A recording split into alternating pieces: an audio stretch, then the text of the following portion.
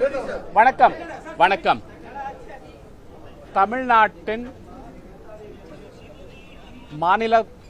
தமிழ்நாடு மாநிலத்தின் குரலாகவும் தமிழ் மக்களின் குரலாகவும் தமிழக வெற்றிக் கழகம் காங்கிரஸ் IUML VCK கூட்டணி ஆட்சியின் குரலாகவும் நான் இந்திய பாராளுமன்றத்தில் ராஜ்யசபாவில் குரல் எழுப்புவேன்.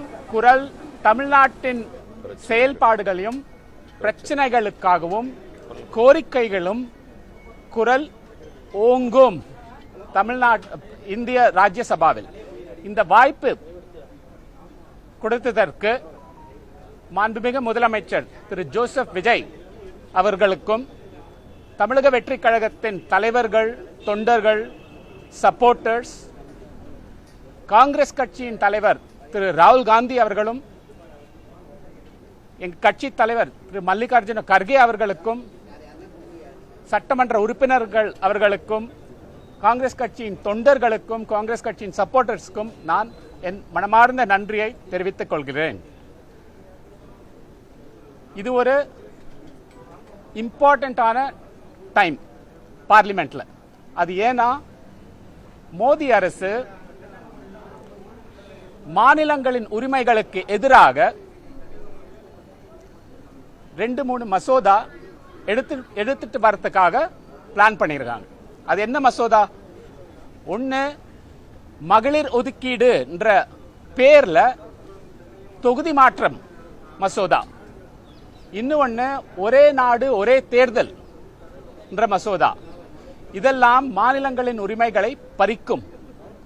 இதற்கு எதிர்ப்பாக குரல் ஓங்க வேண்டும், தமிழ்நாட்டின் குரல் ஒலிக்க வேண்டும். அதை நான் கட்டாயமாக செய்வேன். ஆகையால் இது ஒரு முக்கியமான டைம்ல வந்ததற்கு தமிழ்நாட்டின் குரல் கட்டாயமாக டெல்லியிலும் பாராளுமன்றத்திலும் குரல் எழுப்பப்படும். அது என்னுடைய வாக்கு. நன்றி. தமிழக வெற்றி கழகம் வந்த வாய்ப்பை போயிருந்தாங்க, முதல் மாநில உறுப்பினராக போயிருப்பாங்க தமிழர். ஆனா அதை விட்டுட்டு உங்களுக்கு கொடுத்திருக்காங்க அந்த வாய்ப்பை. எப்படி பாக்குறீங்க? அதை இது மாண்புமிகு முதலமைச்சர் திரு ஜோசப் விஜய் அவர்களும் தமிழக வெற்றி கழகத்தின் தலைவர்கள், தொண்டர்கள், சப்போர்ட்டர்ஸ் பெருந்தன்மையாக தான் நாங்கள் கருதுகிறோம். இதற்கு இதுதான் ஒரு கூட்டணிக்கு ஒரு மதிப்பும் ஒரு மரியாதையையும் அவர் தெரிவித்திருக்கிறார். இதற்காக நாங்கள் ரொம்ப நன்றி சொல்றோம். சப்போர்ட்டர்ஸ் கிட்ட ஒரு சென்டிமெண்ட் இருக்கும். முதல் பாராளுமன்றத்தின் பிரதிநிதியாக தமிழக வெற்றி கழகத்தை தமிழக வெற்றி கட்சிக்கு வந்திருக்கலாமே அப்படின்னு ஒரு சென்டிமெண்ட் இருக்கும். அந்த சென்டிமெண்ட் எனக்கு புரியுது. அது ஒரு இயல்பான சென்டிமெண்ட் தான், நேச்சுரல் சென்டிமெண்ட். அது புரியுது எங்களுக்கு. ஆனால் டெல்லியில் அரசியலும் சரி, அரசாங்கத்திலும் சரி அனுபவம் உள்ளவன். இப்போ இந்த சமயத்தில் தமிழ்நாட்டின் குரல் ஓங்க வேண்டும். இந்த அனுபவத்தை நான் பயன்படுத்தி நிச்சயமாக நான் இந்த குரலை எழுப்புவேன். இந்த காரியத்தை நான் செய்வேன்.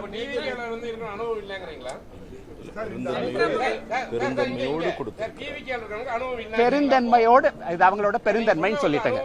என்னுடைய அனுபவம் சொன்னேன், நான் அவங்களுக்கு சொல்றேன். அரசு அமைஞ்சது ஒரு மாசம் தான் முழுமை அடைஞ்சிருக்கு. இருந்தாலும் எதிர்கட்சிகள் சட்டம் ஒழுங்கு சரியில்லை, மின்வெட்டு பிரச்சனை அதிகமா இருக்கு. இது போல பிரச்சனை எப்படி பாக்குறீங்க? பாருங்க, ஒரு மாசம் தான் வந்திருக்கு, ஒரு மாசம் தான் ஆயிருக்கு. மாண்புமிகு முதலமைச்சர் பிரச்சாரத்து முதலும் என்ன சொன்னார், பதவியேற்பு விழாவிலையும் என்ன சொன்னாரு, ஊழல் இல்லா ஆட்சி தான் அவரோட முதல் நோக்கம். இங்க 2 மினிஸ்டர்ஸ் இருக்காங்க. கேபினெட் மினிஸ்டர்ஸ்லயும் அவரோட போக்கஸ் ஊழல் இல்லா ஆட்சி. அத முதல்ல அவங்க கட்டுப்பிடிக்கிறாங்க. அது நீங்க எல்லாருமே இப்போ தமிழ்நாட்டில் ரொம்ப தெளிவா எல்லாருக்குமே தெரியுது. அதுதான் இந்த ஆட்சியின் போக்கஸ், முதல் போக்கஸ். ஒரு மாசம் தான் ஆயிருக்கு. அந்த ஒரு மாசத்திலே இவ்வளவு பெரிய ஒரு திருப்பம் தமிழ்நாட்டின் அரசியலும் சரி, ஆட்சியிலும் சரி, அரசாங்கத்திலும் சரி. ஸோ இது ரொம்ப பாராட்டத்தக்க விஷயம்தான். இனிமேல இருந்தா நம்ம மற்ற இதெல்லாம் பார்க்கணும். சரிங்களா? நன்றி, நன்றி, வணக்கம். நன்றி.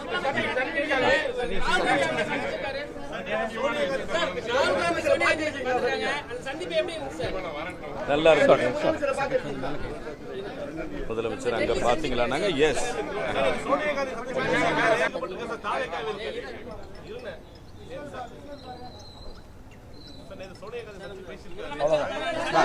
நன்றி. சரி, சந்தீப் நேத்து வந்து டெல்லியில் மாண்புமிகு முதலமைச்சர் திரு ராகுல் காந்தி அவர்களையும் அன்னை சோனியா காந்தி அவர்களையும் சந்தித்தார். ரொம்ப கார்டியலா சிறப்பாக இருந்தது. அவ்வளவுதான்.